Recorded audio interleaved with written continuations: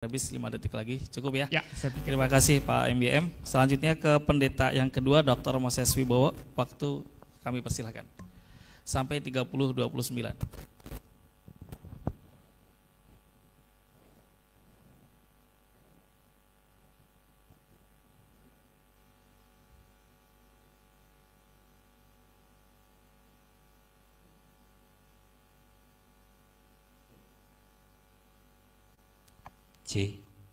Slide saya bisa ditampilkan?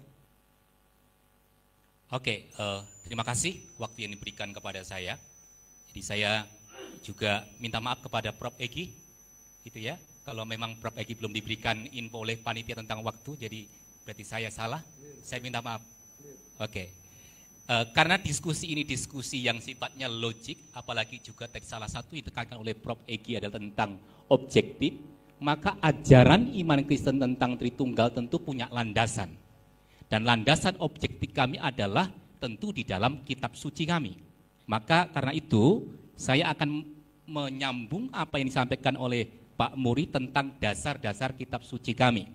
Dalam materi ini, bagian awal kami harus akui bahwa Alkitab itu menjadi alasan mengapa kekristenan percaya Allah itu adalah Tritunggal. Yang kedua, kekristenan memiliki pandangan bahwa doktrin Tritunggal dapat dimengerti melalui Alkitab. Yang ketiga, memang Alkitab tidak secara sistematis menguraikan Tritunggal di salah satu bagian saja, tetapi di beberapa bagian di dalam keseluruhan Alkitab, dalam kesatuan Alkitab itu sendiri. Ini yang menjadi objektivitas dari ajaran Tritunggal di dalam iman Kristen. Yang pertama, bahwa dasar pengajaran Tritunggal dalam Alkitab Perjanjian Baru, karena Alkitab Kristen dibagi menjadi dua, maka saya akan mulai dari Perjanjian Baru. Bahwa pernyataan bahwa hanya ada satu Allah, itu ada di surat Roma 3:30, ada bagian yang lain juga, katakan eis ho theos. Hanya satu Allah, itu Esa, itu tegas dalam kekristenan. Yang kedua, pernyataan bahwa Bapa adalah Allah juga ada dalam Alkitab. Gar ho pater ho theos. Sang Bapa adalah Sang Allah. Dan yang memeteraikan Yesus sebagai juru selamat. Lalu pernyataan ketiga, pernyataan bahwa Yesus adalah Allah. Dikatakan ho kurios mo kai ho theosmo. Yesus adalah Sang Allah. Dan juga bisa dilihat di dalam Yohanes 20 ayat 28. Bahkan juga dikatakan di dalam Roma 9 ayat 5, itu yang mengatakan bahwa elogentos eistos aonios. Artinya adalah Yesus adalah Allah atas segala sesuatu, dipuji selama-lamanya. Nah, yang selanjutnya tentang Yesus sendiri, juga dikatakan bahwa dan keadilan Allah dan juru selamat kita, Yesus Kristus. Ini dikaitkan juga bahwa Yesus adalah Allah. Lalu saya mengambil bagian dari kitab terakhir dalam kitab Wahyu yang seringkali oleh kekristenan sendiri atau bahkan mungkin yang non-Kristen jarang disinggung, ya kitab Wahyu kitab terakhir. Bahwa dalam kitab Wahyu, dalam satu kitab Wahyu saja, itu jelas membahas tentang Allah yaitu Bapa, Yesus Kristus itu juga adalah Allah, dan Roh Kudus juga adalah Allah. Dalam kaitan pribadi tadi, bukan tiga Allah, tapi dalam kaitan satu Allah memiliki tiga pribadi. Dikatakan bahwa yang Allah Bapa, aku adalah Alfa dan Omega. Ego emi to alfa kai to ho omega. Katakan di dalam ayat yang lain Wahyu 1:17 juga dikatakan sama. Bahwa Yesus Kristus dikatakan ego emi ho protos kai eskatos. Aku adalah yang pertama dan yang akhir. Jadi apa yang dimiliki Bapa juga dimiliki oleh Yesus. Lalu juga dikatakan tentang Roh Allah, dikatakan di sini mengatakan bahwa tentang ta epta penumato theo. Juga menunjukkan sebagai roh yang sempurna yang dimiliki oleh Allah itu sendiri. Dan ini nanti juga dikonfirmasi lagi di dalam Wahyu pasal 21 ayat 6. mengatakan aku adalah Alfa dan Omega yang menunjuk kepada Bapa. Lalu di ayat 22 ayat 13 menunjuk kepada Yesus juga mengatakan aku adalah Alfa dan Omega, yang awal dan yang akhir. Clear dalam kekristenan terkait tentang objektivitas, tentang bahwa Allah itu satu, lalu memang ada dalam tiga pribadi. Lalu pernyataan selanjutnya bahwa dalam Alkitab itu ya, Perjanjian Baru, pernyataan bahwa Roh Kudus adalah Allah itu juga ada. Di dalam Kisah Rasul pasal 5 ayat 3 ayat 3 sampai 4 mengatakan engkau mendustai Roh Kudus, itu sama saja engkau tidak mendustai manusia, tetapi mendustai Allah. Oleh karena itu, dalam bagian ini yang ingin saya sampaikan bahwa jelas di dalam Perjanjian Baru itu ada. Lalu mungkin akan bertanya, bagaimana dalam Perjanjian Lama? Saya sampaikan juga dalam Perjanjian Lama.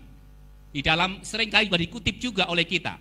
Itu ya, di dalam Ulangan 6 ayat 4 bahwa Allah itu Esa, dengarkanlah hai orang Israel, Yahweh itu Allah kita. Sema Yisrael, Yahweh Elohenu Yahweh. Echad, jelas dalam Perjanjian Lama. Lalu mungkin ada pertanyaan lagi, bagaimana yang satu itu bisa berada dalam kejamakan dalam pribadi?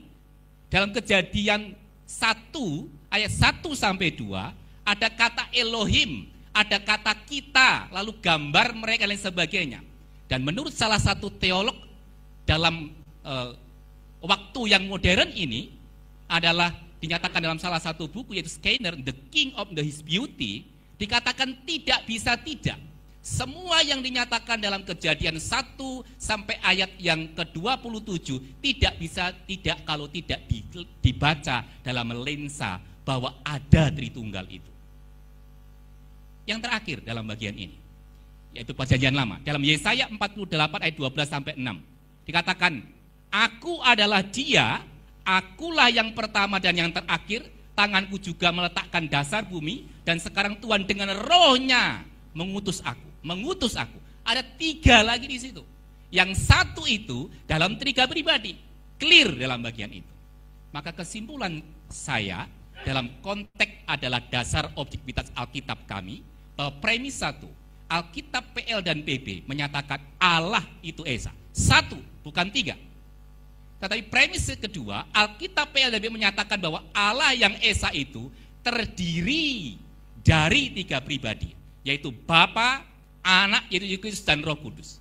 Dan premis yang ketiga, Alkitab PL dan PB menyatakan bahwa pribadi Bapa berbeda dengan pribadi Anak dan Roh Kudus seterusnya. Ketiganya adalah satu Allah, bukan tiga Allah, satu Allah.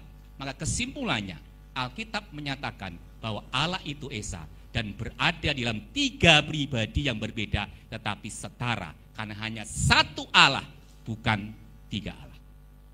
Saya kembalikan ke moderator. Masih ada waktu? Waktu masih ada 6 menit. Oh 6, baik. Saya kira saya cukup dalam hal ini. Dari via Kristen ada yang menambahkan? Pak MIM silakan. Masih ada sisa waktu 5 menit setengah.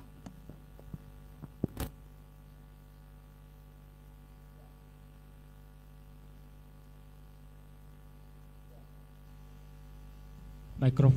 Ya, baik. Baik, saya tambahkan sedikit saja.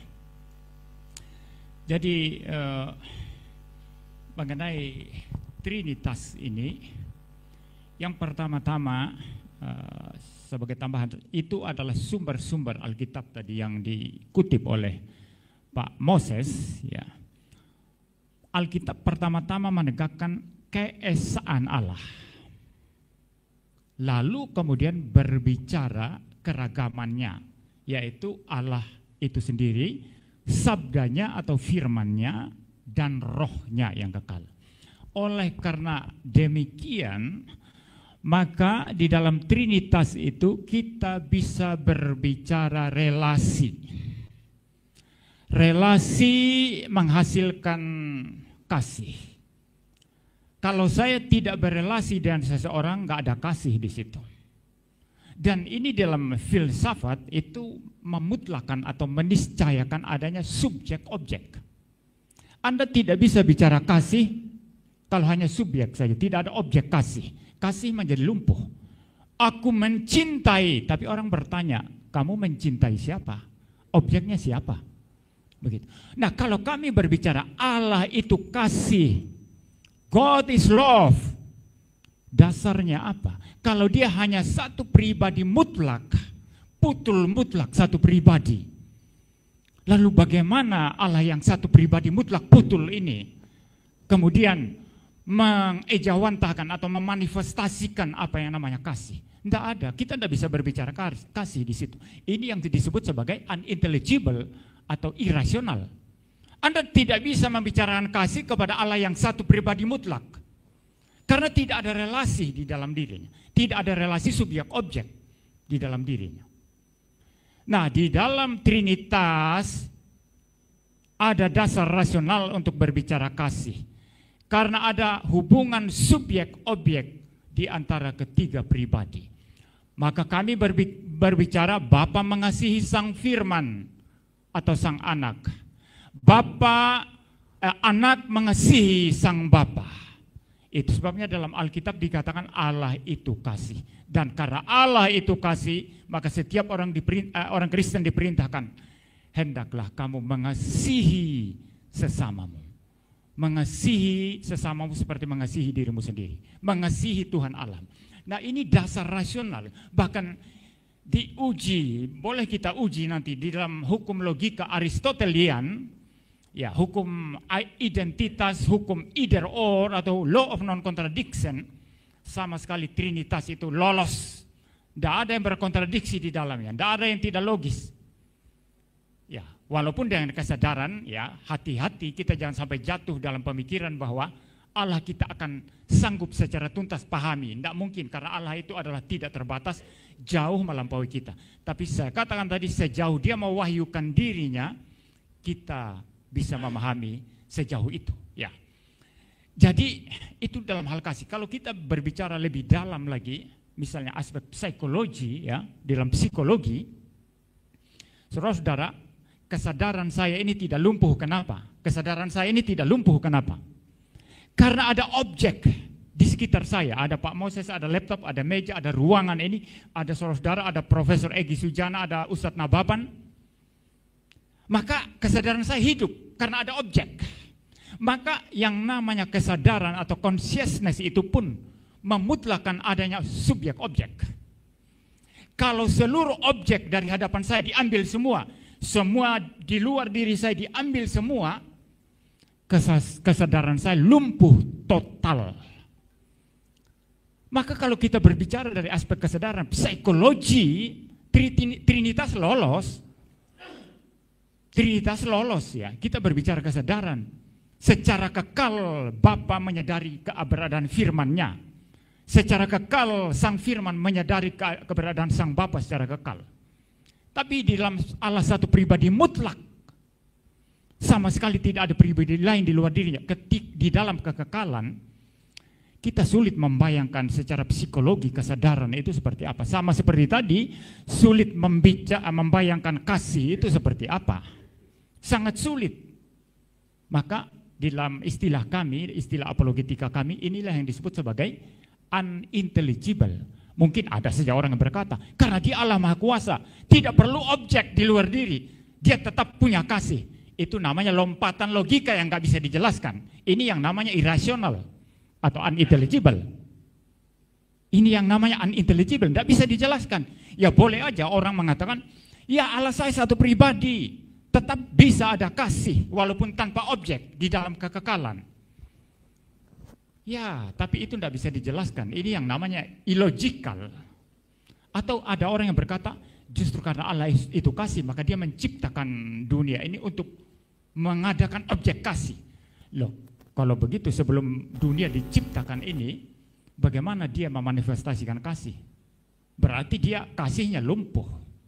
Karena tidak ada objek kasih. Serba problematik.